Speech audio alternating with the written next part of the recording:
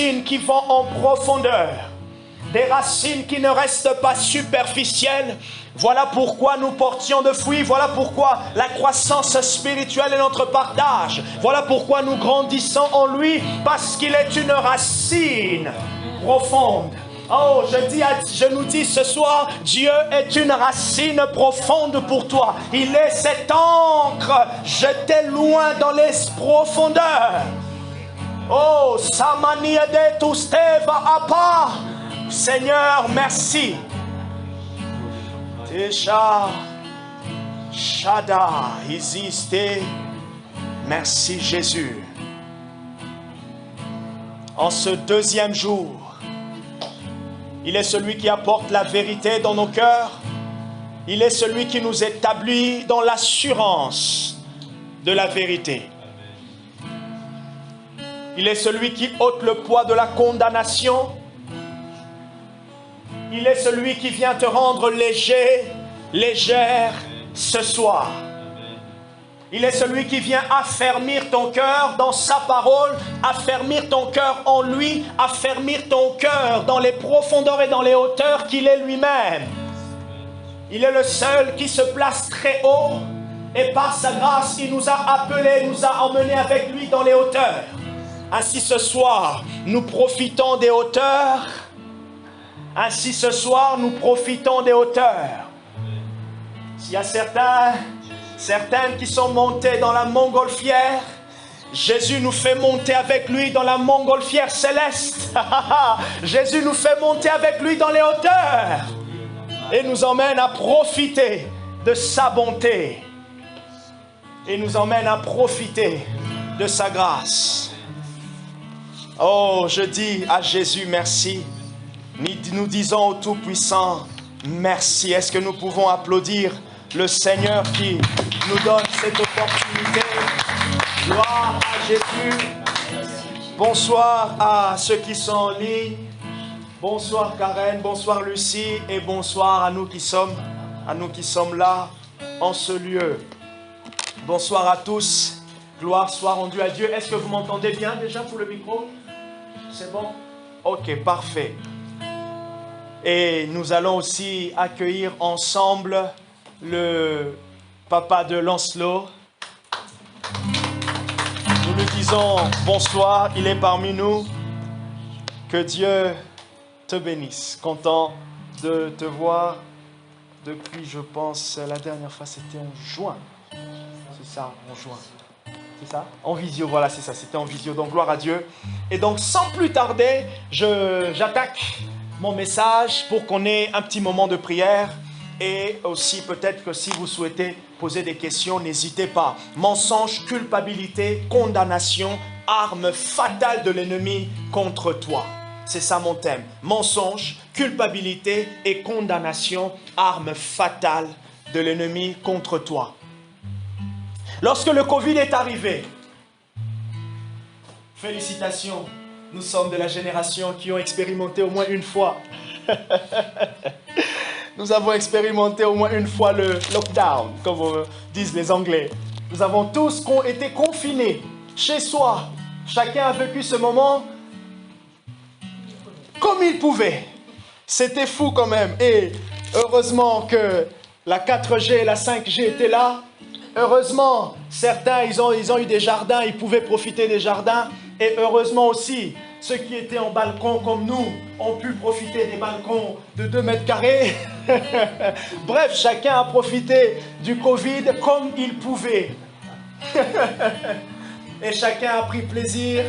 Et comme on pouvait le constater, juste au mois d'avril, lorsqu'on est sorti, on dirait que tout le monde a eu le déclic d'acheter une maison, de pouvoir venir en province. Les agents immobiliers c'était la mine d'or maintenant pour eux. Les Parisiens ou toutes les personnes qui avaient un peu d'économie ont investi. Bon, vous allez dire, ok, le message de ce soir, c'est pour nous rappeler le Covid. Non. Ce que je veux nous rappeler simplement, c'est que, vous savez, durant cette période, il y a eu plusieurs théories. Plusieurs théories. La théorie du complot. Je ne suis pas ici en train de chercher de quel côté vous êtes. Et on a vu, on a entendu sur Internet, il y a même certains serviteurs de Dieu, des prophètes qui ont reçu le message. Ce qui est sûr, Dieu, il n'était pas surpris. Mais une chose qui était quand même, qui dérangeait inconsciemment tout le monde, et je pense que nous tous, nous sommes dérangés au fait lorsqu'il y a un mensonge. Et le Covid, qu'est-ce qui est venu? Toutes ces théories, on était en train de se poser une seule et une question, c'est « Et alors si cette expérience était simplement quelque chose fait exprès ?» Vous imaginez bloquer tous les 7 milliards d'habitants. Ah! Quelle organisation quand même! Il faut avoir, comme on dit une fois en français, il faut avoir du culot. Il faut avoir des shirts quand même.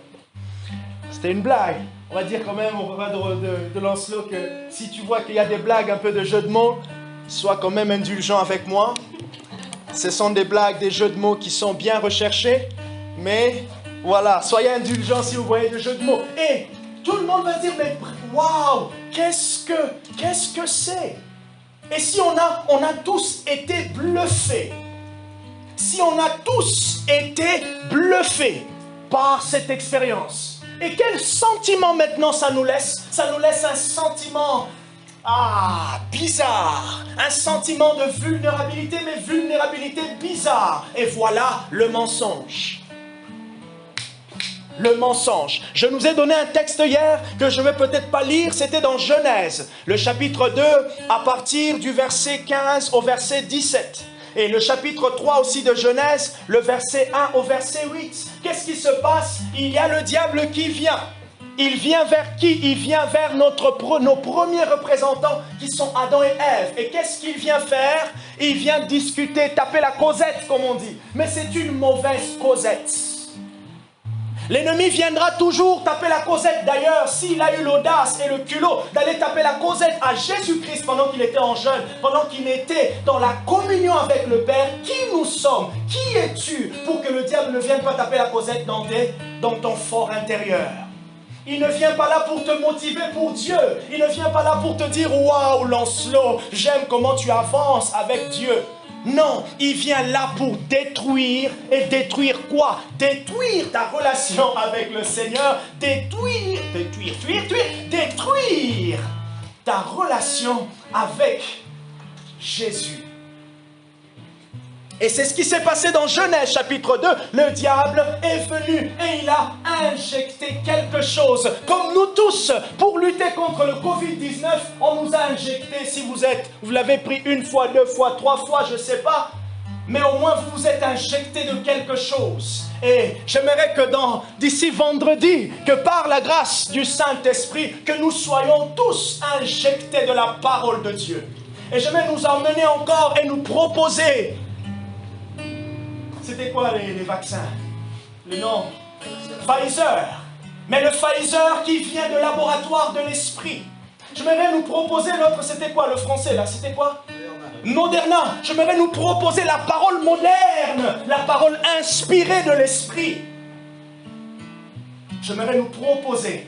Et là, je ne vais pas nous limiter à 3 vaccins. Je vais nous limiter à un vaccin infini. Pourquoi? Parce que nous avons besoin du Moderna qui est la parole de Dieu afin de lutter contre le mensonge. Amen. Parce qu'à chaque fois, ce Covid, ce virus va essayer de surgir. Et laissez-moi vous dire que les mensonges de l'ennemi sont plus puissants que le Covid-19.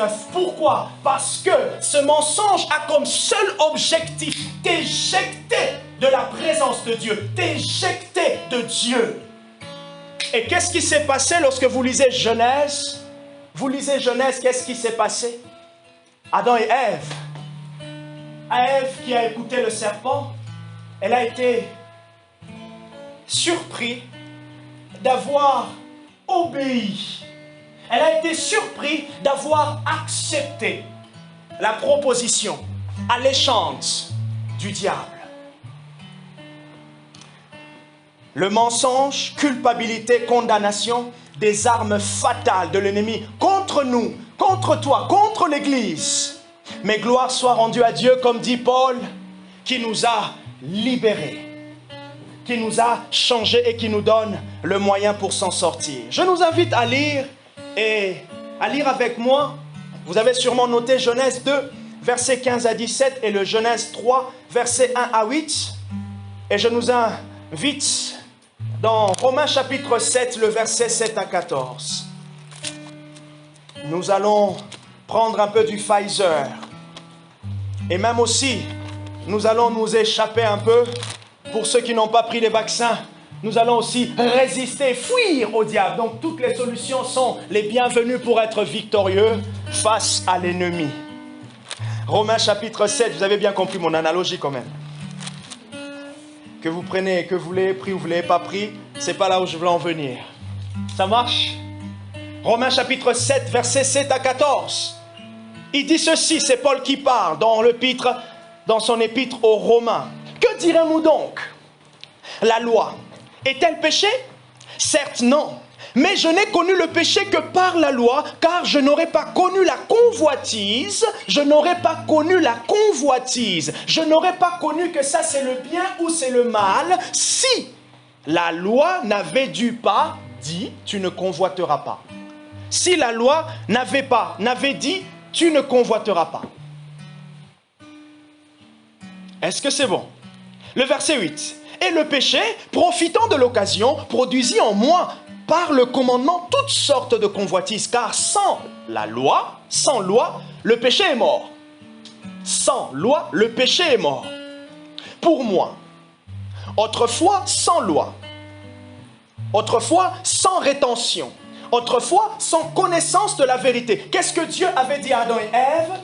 Si vous mangez, ok, en fait, Dieu a donné un commandement. Le verset 15 dit, voici je vous donne un commandement. Donc, dès lors, vous avez l'information. Et maintenant, simplement, je m'aimerais venir ici, avant d'aller plus loin. Dès lors que tu as l'information, c'est là maintenant que tu peux savoir que faire. Dès lors que tu as l'information. C'est pour cela, dans ce triple mensonge, culpabilité et condamnation, ce qui est important, c'est de connaître quelle est l'information que nous avons. Et j'aimerais que ton information sur Dieu, ton information sur la parole de Dieu puisse grandir. Parce que Paul, il dit, j'ai connu que ça c'est péché lorsque la loi me l'a révélé. Parce que Dieu avait donné la loi et au travers de la loi, le peuple savait qu'est-ce qui honorait Dieu et qu'est-ce qui ne l'honorait pas. Ok? Vous allez voir. Je sais là où je vais. Par la grâce de Dieu. Ainsi, le verset 10 pour le moment. Ainsi, le commandement qui mène à la vie se trouva pour moi mené à la mort. Ainsi, l'information qui devait me construire se trouva l'information qui me mène à la mort, qui m'emmène loin de Dieu. Comment ça? Oh, mais Paul, explique-moi un peu. Car le péché, profitant de l'occasion, me séduisit par le commandement et par lui me fit mourir. Ce qui est bon est-il donc devenu pour moi la mort? Certes, non. Mais le péché, afin de se manifester en tant que péché, produit en moi la mort par ce qui est bon, afin que par le commandement, le péché apparaisse démesurément péché. Je répète, et je veux vous l'expliquer. Ce qui est bon est-il devenu pour moi la mort? La bonne information est-elle devenue pour moi la mauvaise? Comment est-ce que la bonne information que j'ai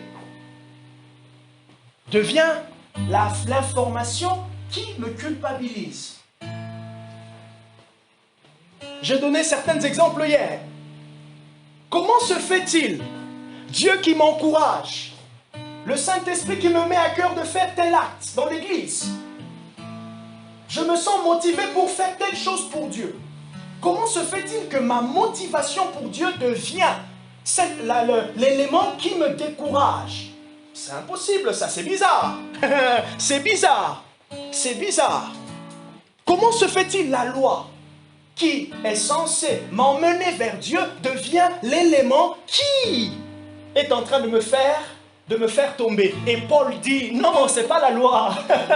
C'est ce que la loi a trouvé. Mais la loi a trouvé quoi? La loi a trouvé le péché en nous. En réalité, Paul veut dire, la loi elle est bonne, l'information elle est bonne, mais la faiblesse qui est en vous, c'est celle-là. Maintenant, on dit, mais bon, alors pourquoi Dieu a donné la loi? Pour qu'on prenne conscience. La loi maintenant est venue révéler, donc l'information est venue révéler la faiblesse de l'homme face à la loi. Et maintenant Dieu, derrière la loi, qu'est-ce qu'il dit? Dieu ne s'est pas arrêté par rapport à votre faiblesse. Dieu ne vient pas pour te dire, oh, tu ne vas pas y arriver. Non! Dieu il vient maintenant pour, en révélant, en même temps il révèle la solution. C'est pour cela, dans le mensonge culpabilité, dans le système, notez ceci. Le sentiment de culpabilité est un système qui établit une forme de propre justice. Le sentiment de culpabilité. Si vous n'arrivez pas à noter, vous allez me retrouver sur YouTube ou sinon, je vais me faire la joie de vous donner mes notes. Donc, vous avez 2 propositions, vous choisissez. Vrai ou faux? Le sentiment de culpabilité est un système qui établit une forme de propre justice. Alors, qu'est-ce qu'on fait? Nous nous déclarons coupables des faits dont nous avons les preuves. Ah, mais quelles sont les preuves? Ah, mes échecs. Nous nous déclarons coupables. C'est nous qui proposons notre propre sentence. Je redis une autre phrase. Le sentiment de culpabilité est révélateur d'une justice ou d'une sentence, mais que l'on s'accorde à nous-mêmes.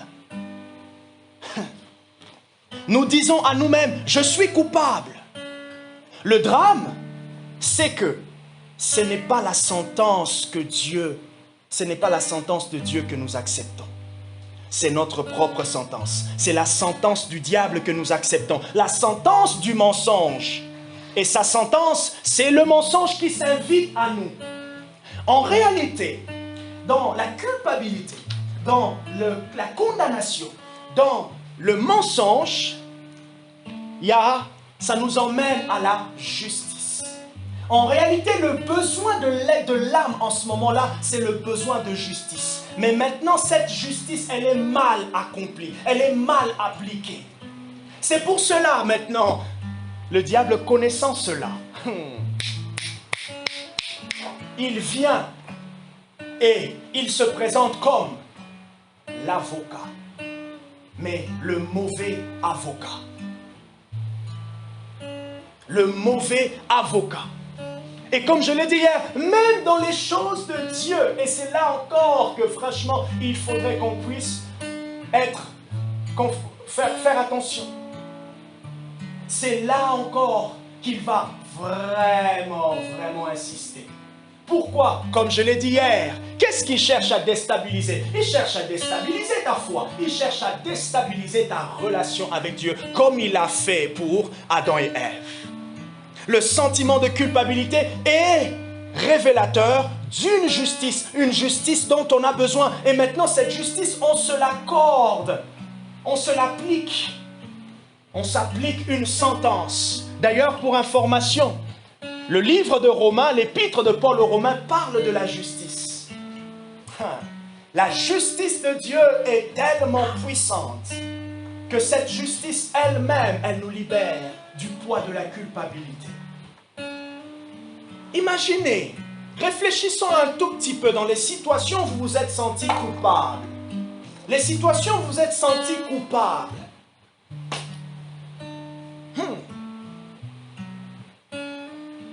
Le salut, en réalité, c'est ça.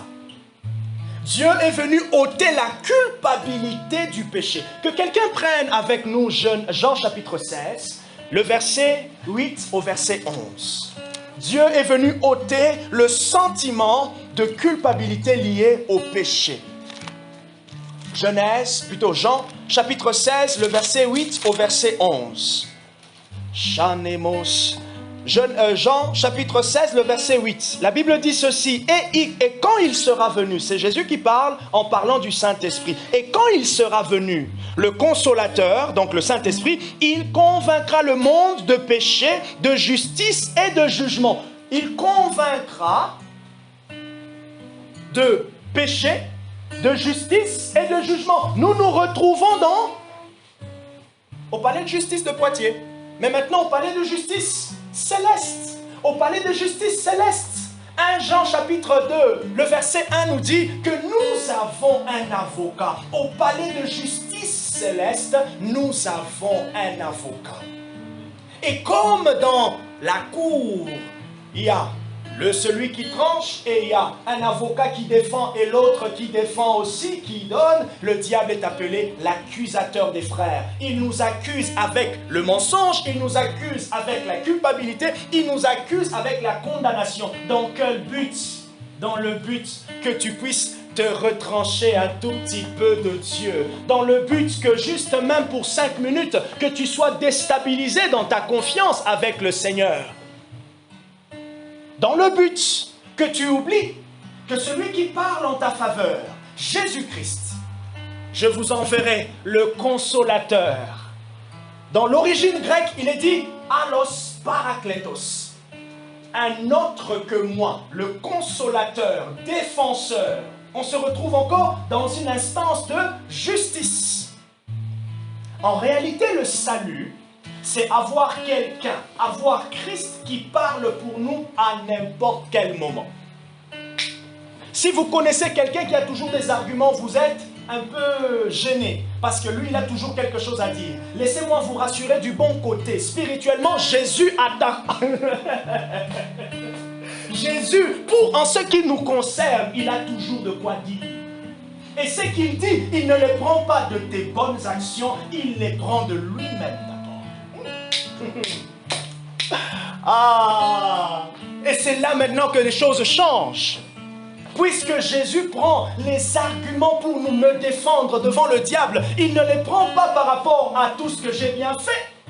Il ne les prend pas parce que tu as dit à Jésus que tu vas prier à 5 heures et tu t'es levé à 4h55 et tu t'es levé, tu as commencé à prier et Jésus était content. Oui, mais Jésus ne va pas te défendre en fonction de ce que tu as fait. Il va te défendre d'abord en fonction de ce qu'il a fait pour toi. Et ça, c'est un argument puissant que l'ennemi ne peut pas lui enlever. Pourquoi? Parce que comment enlevera-t-il la perfection à l'auteur de la perfection? Comment enlevera-t-il la perfection à celui qui est l'auteur de la perfection? Impossible. C'est pour cela, nous ne sommes pas jugés en fonction de nos prouesses. Et hier, j'ai dit, Jésus n'avait pas dit, tu aimeras ta Bible plus que Dieu. Il a dit, tu aimeras le Seigneur ton Dieu de tout ton cœur, de toute ton âme. C'est ainsi que cet amour sera une ressource essentielle pour t'emmener dans la Bible. Cet amour sera une ressource essentielle pour t'emmener en prière, pour t'emmener à te joindre avec les frères et sœurs, pour t'emmener à témoigner. Il est temps, et cette semaine, je nous encourage à présenter, comme dans le palais de justice, lorsque vous rencontrez un avocat, il a sa toge noire. Jésus a aussi sa toge. Oh! Et laissez-moi vous dire, la toge de Jésus, si le noir, vous ne voyez pas la tache, moi je vous dis que la toge de Jésus a des taches. La toge de Jésus a la tache de sang. La toge de Jésus parle. Elle est tellement remplie de souffrances. Les souffrances et les incapacités de Jean-Marc. Et Jésus, quand il se présente à la cour, il se présente avec une toge. Il dit, regarde là où Jean-Marc a fauté. Regarde là où Jean-Marc a fait ceci. Regarde son comportement. Regarde ceci. Et Jésus, il est fier de porter la toge de mon incapacité. Pourquoi? Parce qu'il sait. Oh, parce qu'il a porté. Il est en train de donner au diable autre chose. Il est en train de dire au diable, je n'ai pas honte de m'approcher devant toi avec les faiblesses de Jean-Marc. Je n'ai pas honte de m'approcher devant toi avec le caractère odieux de Jean-Marc. Laisse-moi te présenter, comme il pouvait dire à Job, juste un peu de temps. Et c'est là que l'ennemi se dit,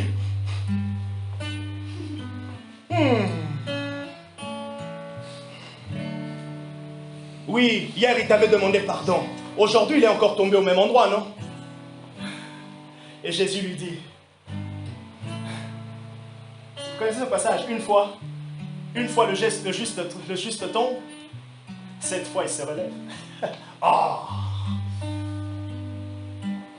Oui, mais tu veux qu'il puisse lire sa Bible, mais il ne la lit pas. Tu veux qu'il puisse jeûner, regarde comment il aime bien le McDo. Tu veux qu'il puisse faire ceci, regarde comment. Et Jésus dit, regarde comment il est connecté à mon amour. Je te donne encore un peu de temps. Je te donne encore un peu de temps. La toge, l'habit de Jésus porte mes faiblesses. L'habit de Jésus porte mon passé. L'habit de Jésus porte mon présent. Et l'habit de Jésus porte mon futur. L'habit de Jésus porte aussi là où Christ sera fier de moi. Il sera fier, comme il peut dire, est-ce que tu as vu mon serviteur Job? J'aimerais nous dire, Jésus dira aussi ce soir, cette semaine, est-ce que tu as vu ma servante Lucie? Est-ce que tu as vu ma servante Alessandra? Est-ce que tu as vu mon église? Et là le diable dit, ah, regarde, ils ont dit pour jeûner, mais regarde, toi-même tu sais qui a jeûné, qui n'a pas jeûné. Jésus dit, t'inquiète, je porte la toge de l'église WSM. Est-ce que tu as vu mes enfants qui sont à Poitiers? Jésus n'a pas honte. L'habit de Jésus porte toutes tes faiblesses, ton passé, ton présent et ton futur. Et maintenant, j'aimerais nous dire quelque chose. Regardez là où le diable puise ses arguments. Il puise ses arguments en regardant la toge de Jésus. Mais il a oublié. Le diable regarde la toge de Jésus et il ne regarde que le passé. Il a oublié. Il a oublié que le présent, tu es en train de revêtir l'homme nouveau. Il a oublié que le futur, il y a Christ qui est en train de te former en toi. Il a oublié, il a oublié. Mais maintenant, il a oublié et il veut accentuer la voix du mensonge, la voix de ses arguments. Il veut ramener les anciens dossiers. C'est une mauvaise... Il veut faire comme la CAF, un mauvais rappel. Non. Non, ce soir, Jésus va faire un bon rappel. Il va faire un bon rappel dans ton compte bancaire. Il va faire un... Oh, vous avez dit, il commence à parler prospérité financière. Il va faire un bon rappel dans ton compte spirituel. Jésus va faire un bon rappel. Et tu vas... Quand tu vas regarder le compte spirituel de ta vie, tu seras dans le positif. Et ce positif te permettra de le chasser, déguerpir d'ici. Ne reviens plus.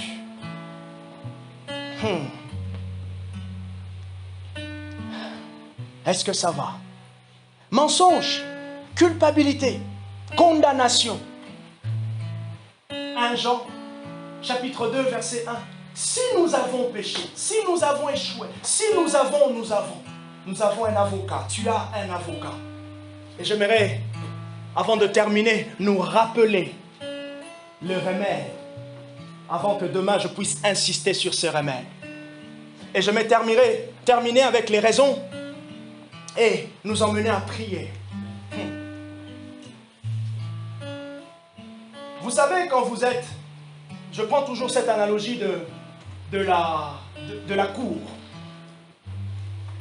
C'est un combat dans lequel nous sommes et vous êtes victorieux. Ça, c'est une chose. L'adversaire en face le sait. Mais il va toujours avoir des arguments. Et laissez-moi nous dire ce soir que les arguments du diable ne seront pas des arguments vrais. Ça sera toujours des arguments mensongers. Alors vous allez me dire, mais du coup, mais c'est vrai que des fois, les choses dans lesquelles je me sens coupable, mais en fait c'est vrai, je les ai faites. Oui, c'est vrai. Mais maintenant, regardez. Le ministère du Saint-Esprit, c'est la conviction de péché, comme nous avons lu ici. Il convaincra. Le ministère du Saint-Esprit, c'est de nous convaincre. Mais maintenant, Le Saint-Esprit se sert de quoi? Le Saint-Esprit se sert de l'information, comme Paul pouvait dire, la loi vous a révélé ce qu'il fallait faire et ce qu'il ne fallait pas faire. Et comme je l'ai dit hier, souvent nous sommes tellement dans la culpabilité, au moment où c'est simplement la conviction de l'Esprit qui nous dit, tu aurais dû, Jean-Marc, appeler Rodrigo. Tu aurais dû appeler, c'est moi qui t'avais parlé, mais tu as douté. Oh, j'aurais dû, oh là là, j'ai loupé, non? Et là, l'accusateur, il vient, ah ben tu loupes toujours, même à l'école, tu sais, c'était toujours comme ça. Hein? Et pourtant, l'Esprit simplement te dit, là, c'était moi. Là, c'était moi. Et il reviendra encore, c'est ce que l'apôtre Paul parle, de la tristesse qui conduit au salut, la tristesse qui conduit au changement. Mais maintenant, les condamnations conduisent où? Conduisent à nous séparer. En fait, les condamnations nous conduisent en prison. Mais la prison, cette prison qu'on exprime, on n'a plus envie de voir Jésus. On est fâché contre la Bible. Il aime bien ça. L'ennemi aime bien ça parce qu'il sait que tu es en train de te fâcher contre le dossier de tes arguments. Tu es en train de te fâcher contre le seul dossier où tu peux prendre des arguments pour dire « Mais mon avocat m'a dit ça, mais Jésus m'a dit ça. » Et il veut que tu sois aussi fâché, que tu rentres dans une prison où tu te sépares de ton avocat.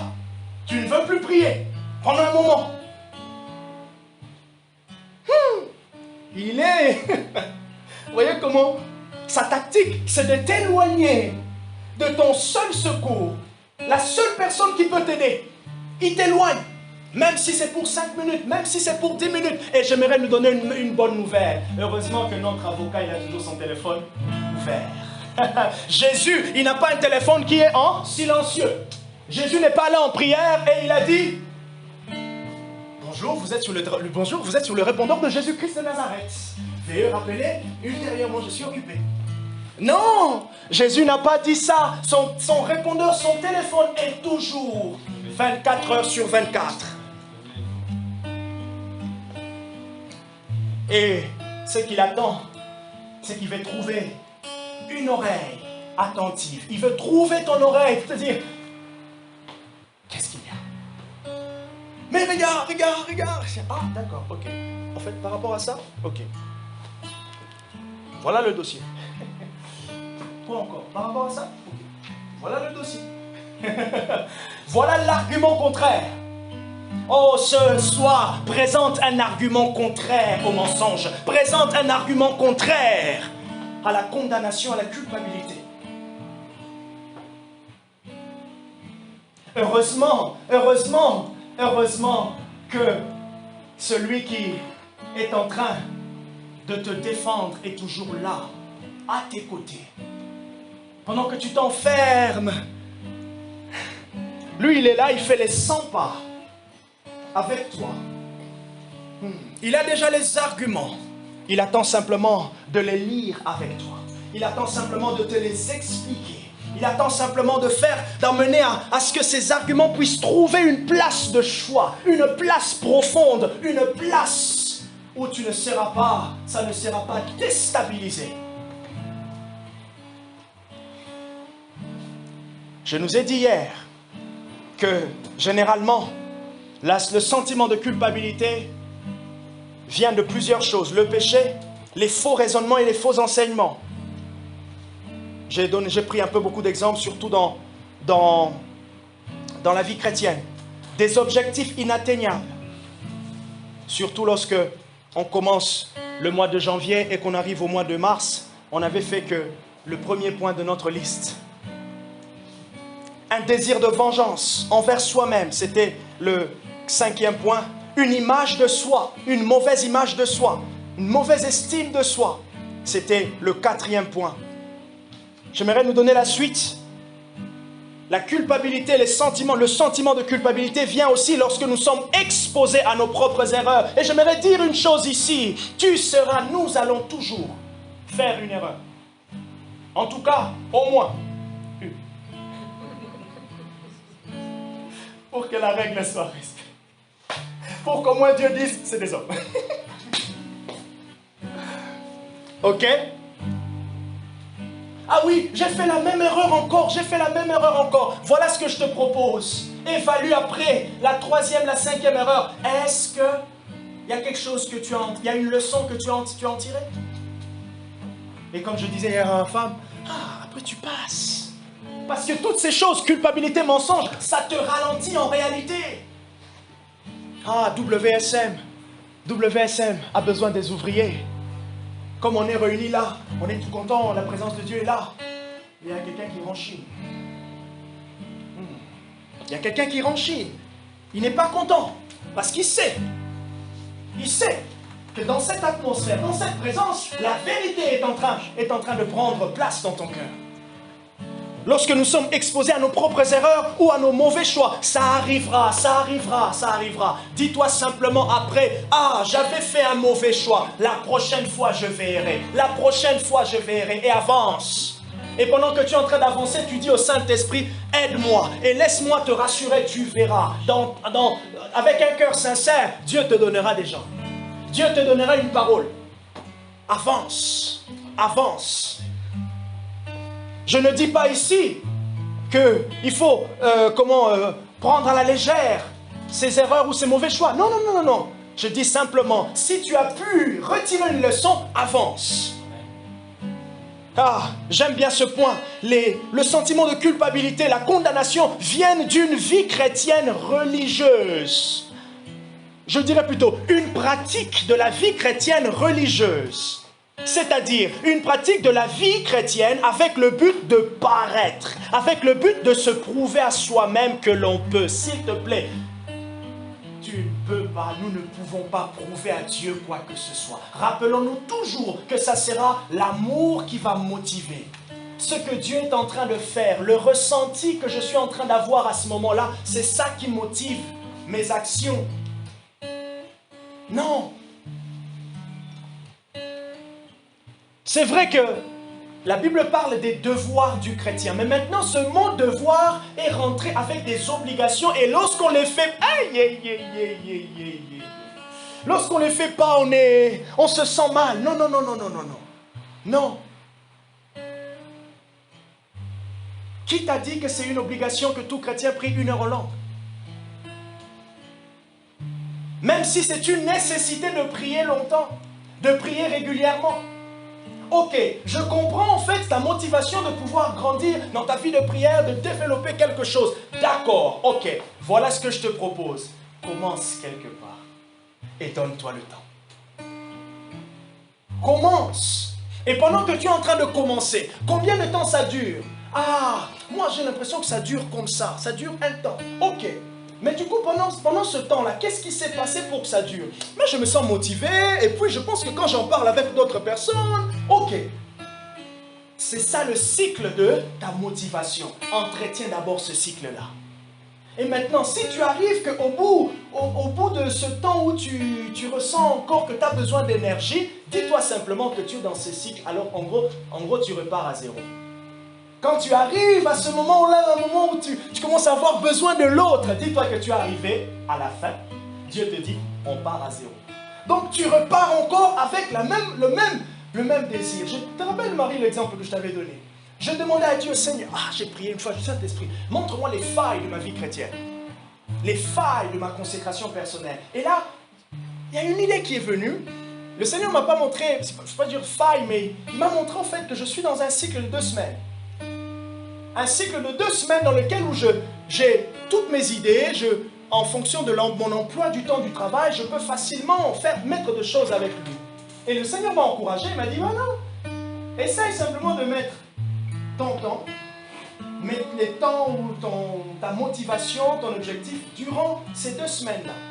Prends 2 semaines, au bout de 2 semaines, repars à zéro. Au bout de 2 semaines, repars à zéro. Au bout de 2 semaines, repars à zéro. Et si tu fais ça pendant 7 fois, tu es à combien? Presque à 1 mois, 3 mois. Tranquille. D'autres, ça peut être 2 jours. Repars à zéro. Mais en réalité, pendant que tu es en train de repartir à zéro, en réalité, ce que Dieu cherche, ce n'est pas la performance, c'est la constance. Ce n'est pas la performance, c'est la constance. C'est pour cela même, il est dit que cette femme, elle a prié avec quoi? Avec insistance. Il est dit que Élie a prié avec insistance. Ah oui, moi je me sens découragé, c'est vrai, ça fait 2 mois, ça fait 3 mois, je n'arrête pas avec ce sujet, c'est vrai. En réalité, ce que tu as besoin encore, c'est encore un tout petit peu, 3 mois encore plus, de constance. Encore 3 mois de constance, parce qu'en réalité, ta constance va produire quelque chose en toi, mais ta constance aussi est en train de faire naître quelque chose de Dieu en toi. Et ça va briser quelque chose. En réalité, voilà pourquoi on dit, on persévère dans la vie chrétienne, on ne dit pas on prouesse dans la vie chrétienne. C'est derrière la persévérance de la vie chrétienne qu'il y a quoi? Il y a le prouesse maintenant. C'est derrière la persévérance de la vie chrétienne qu'il y a des expériences, des choses extraordinaires qu'on vit avec Dieu. Vous voyez? Dieu veut notre constance. Dieu veut notre constance. Est-ce que tu peux le dire? Dieu veut ma constance. La constance de ma foi. Et cette constance, ça peut être le matin, hop, le soir peut-être au milieu, mais non, l'après-midi au milieu, mais le soir, tu montes encore. Et peut-être même tu termines la journée peut-être un tout petit peu bas, mais le lendemain tu repars. Tu repars. Tu repars. Non, ne te prouve pas, ne te prouve pas. Parce qu'en réalité, tu es aidé. Tu es aidé par le Saint-Esprit. Donc, tu ne peux pas prouver à celui qui t'aide. Non, on ne peut pas prouver à celui qui nous aide. En réalité, nous sommes aidés. Comme là, je suis aidé par le Saint-Esprit à pouvoir prêcher. Je suis aidé afin de transmettre au-delà des mots. Il y a une vie, il y a quelque chose qui se passe spirituellement derrière ce qui est en train d'être dit. Sois motivé, sois motivé. Soyons motivés pour Dieu. Parce que il est la première personne qui a un regard d'espoir envers chacun. Dieu, il est la première personne qui a un regard d'espoir. Pendant que des fois tu te poses la question, mais comment est-ce que je vais m'en sortir? Comment est-ce que ça va se passer? Ces derniers jours, étant dans l'intercession, dans la prière pour l'Église, pour certaines personnes aussi, pour qui j'ai envie de voir un breakthrough, comme on dit en anglais, une percée. Parfois tu te dis, mais Seigneur. Vous savez, en réalité, Jésus, de son côté, il voit. Jésus voit comment on doit s'en sortir, mais des fois, nous, on ne voit pas. Maintenant, imaginez un peu le cœur de Jésus. Heureusement qu'il n'est pas en train de dire, toi aussi, mais comment tu ne le vois pas? Non, il ne dit pas ça. Jésus, il est là en train de dire, avec le Saint-Esprit, quelle situation, quelle piste je peux utiliser? Quelle piste je peux utiliser? Jean-Marc a prié, Rodrigo a prié, Nicole est en train de prier. Quelle piste je peux utiliser? Quelle piste? Quelle piste je peux utiliser pour l'atteindre? Quelle piste je peux l'utiliser pour créer un déclic? En réalité, c'est ce que Dieu est en train de faire. Je pense que je suis en train d'encourager les intercesseurs ce soir. Dieu est en train de dire de son côté, quelle piste? Pendant que de ton côté, toi, tu ne vois pas encore la lumière. Tu vois encore l'épreuve des ténèbres. Jésus est en train de dire, Saint-Esprit, quelle piste? Et c'est là que peut-être un jour il va inspirer ton intercession. Un jour tu vas rêver. Un jour il y aura une parole de connaissance. Et c'est là peut-être la personne va te dire, est-ce qu'on ne peut pas? Est-ce que tu penses? Est-ce que... Jésus, il est intéressé.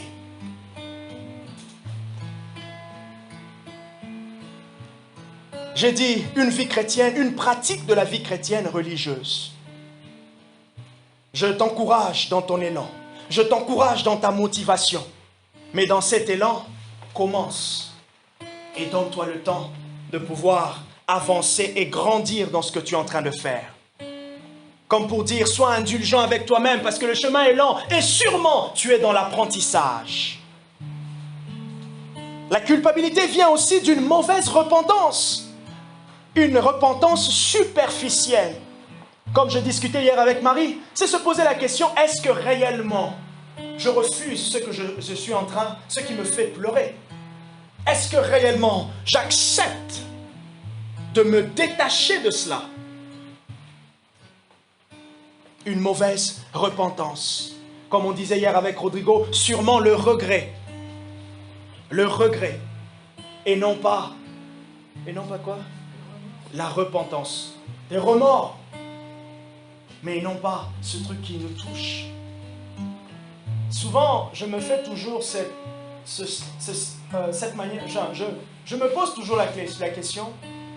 Est-ce que si je pleure par rapport à une situation, je suis vraiment triste par rapport à cette situation et que j'ai envie de changer, je me pose toujours la question si j'ai bien vécu ce moment de tristesse. Si ce moment de tristesse était vraiment amer, je me dis plus jamais. Je refuse de me retrouver encore dans ce cycle de tristesse. Alors, puisque je refuse de me retrouver dans ce cycle de tristesse, je m'efforce et je m'arme. C'est quoi ça se dit? S'armer. Je m'arme de tout ce que Dieu a pour moi. Et c'est pour cela que je méditais cet après-midi Romains chapitre 8. Romains chapitre 8, le verset 1 à 4. L'apôtre Paul qui dit « Il n'y a donc maintenant aucune condamnation pour ceux qui sont en Christ Jésus. » Ah, ce passage. Et j'étais en train de prier. J'ai dit « Seigneur, il n'y a donc aucune condamnation pour Jean-Marc qui est en Christ Jésus. » J'ai dit « Seigneur, il n'y a donc aucune condamnation pour Rodrigo. Il n'y a donc aucune condamnation pour l'Église. Il n'y a donc aucune condamnation pour toi, Nicole. Il n'y a donc aucune condamnation. » Et pendant que je disais ça, je me suis posé la question à moi-même. Pourquoi il n'y a plus de condamnation, Seigneur? Quelle est la raison que tu vas me donner qu'il n'y a plus de condamnation? Et le Saint-Esprit répond lui-même. Il avait même répondu avant, il y a 2000 ans. Il a dit, en effet, la loi de l'esprit de vie en Christ Jésus m'a libéré de la loi du péché et de la mort. Je vais le faire en une phrase simple. En réalité, nous avons changé de régime. Comme j'entendais M. Mélenchon, nous devons passer à la 6e République. En réalité, avec Jésus, nous ne sommes plus dans la République. Nous sommes dans un nouveau régime. Et c'est le nouveau régime qui régit la nouvelle loi. Et la nouvelle loi, c'est la loi de l'esprit. La loi de la foi. Et cette loi dit ceci. Oh, pourquoi vous cherchez à faire des efforts? Il y a quelqu'un qui a fait ça avant vous? Qu'est-ce qu'on fait maintenant? Qu'est-ce qu'on fait? Croyez simplement. Ah bon? Aussi simple que ça? Je ne fais rien? Non, tu n'as pas besoin de faire. Jésus est déjà passé avec sa carte. S'il te plaît, mange. Je mange tout. Oui, mange. Ah, j'aimerais bien faire ça. On va faire ça un jour. J'ai payé. Ah bon? Tu veux pas que je te rembourse? Jean-Marc, est-ce que tu as à me rembourser quand même? Je suis Jésus, non? Tu n'as pas à me rembourser, Jean-Marc. Est-ce qu'on a de quoi rembourser Jésus? Est-ce qu'on a de quoi rembourser Dieu? Ben maintenant, regardez comment le diable nous fait passer à la caisse. Le diable veut qu'on puisse rembourser Jésus. Ah, tu l'as trop adoré, hein. Tu l'as trop adoré, hein. Il est fatigué de t'entendre. Ah non, ah non. Ah, Anne-Marie, tu t'es présentée longtemps quand même. T'es restée 2 heures. Ah, Jésus, il est fatigué de t'entendre quand même, hein. Non, Jésus, il est plaisant. Il est content. Il est passé à la caisse. Et Paul dit, la loi de l'esprit de vie en Christ Jésus m'a libéré de la loi du péché. J'ai été libéré d'une loi. J'ai été libéré d'une servitude. J'ai été libéré des mensonges. Le serpent qui était venu dans Genèse, là, il est revenu. Et lorsqu'il est revenu, il a trouvé mon défenseur. Il a trouvé Jésus. Il a quand même essayé. Il a encore essayé. Il a encore essayé. Et il continuera encore à essayer. Mais ce qui est bien, c'est qu'à chaque fois qu'il essaye, il trouve des arguments qui correspondent à chacun de ses essais. Chacune de ses paroles. Christ a un argument pour te défendre. Christ a des arguments pour te défendre. Le sentiment de culpabilité. Je termine. Eh bien, vous savez que vous avez passé 49 minutes? Je termine. Comme remède, nous avons hier déclaré les paroles de Dieu. Tu connais des passages bibliques. Je n'ai pas de secret. Je n'ai pas d'autres révélations à te donner. Les mêmes passages que tu connais là, les mêmes passages là, garde-les jalousement. Et pendant que tu les gardes jalousement, tu dis à Jésus, l'efficacité de ces passages ne sont pas encore ressenties fortement et pleinement dans mon cœur, Seigneur. Mais en réalité, elles sont efficaces. Alors, j'aimerais ressentir l'efficacité de ces passages. L'efficacité de ton plaidoyer. L'efficacité de tes arguments, Seigneur Jésus. Et tu peux personnaliser les versets bibliques. Il n'y a donc aucune condamnation pour Jean-Marc. Deux fois quand je suis en prière, je dis Seigneur, j'ai posé la question dans le vide, j'ai posé la question dans l'atmosphère, qu'il me dise s'il y a un autre Dieu, Seigneur. Et deux fois je dis ça à Dieu, je lui dis, en fait, j'ai entendu, il y avait un vide, personne n'a répondu. Et je dis à Dieu, c'est normal que personne ne réponde, parce qu'il n'y a personne d'autre que toi. Personnalise ces passages. Dis à Dieu, Seigneur, dans cette situation, je ressens ça, mais ta parole, la Bible me dit ça. Alors je te remercie parce que ce que tu dis est en train de venir prendre place. Ça vient s'installer comme une personne s'installe dans une chaise. Ça vient bien s'installer, ça croise même les pieds. Oui, Seigneur, ça s'installe tranquillement. Afin que j'ai la foi. Est-ce qu'on peut prier pour terminer? On va simplement, merci Rodrigo pour l'accompagnement. On va dire Jésus, je vais prier pour nous. Seigneur Jésus, tu vois nos cœurs et tu nous vois là où nous sommes chacun. Voilà la bonne nouvelle. La bonne nouvelle est que tu es l'avocat. La bonne nouvelle est que tu as des arguments pour tout un chacun. Et la mauvaise nouvelle est que l'ennemi est en train de déguerpir maintenant au nom de Jésus. La mauvaise nouvelle est que ces esprits, oh Dieu, le diable a peur. C'est une mauvaise nouvelle pour lui et non pas pour moi. La bonne nouvelle ce soir est que la force, le courage, la foi est en train de prendre place et de naître encore dans le cœur de chacun. La bonne nouvelle est que le défenseur, notre consolateur se lève et son aura et sa présence et sa gloire est de plus en plus vue.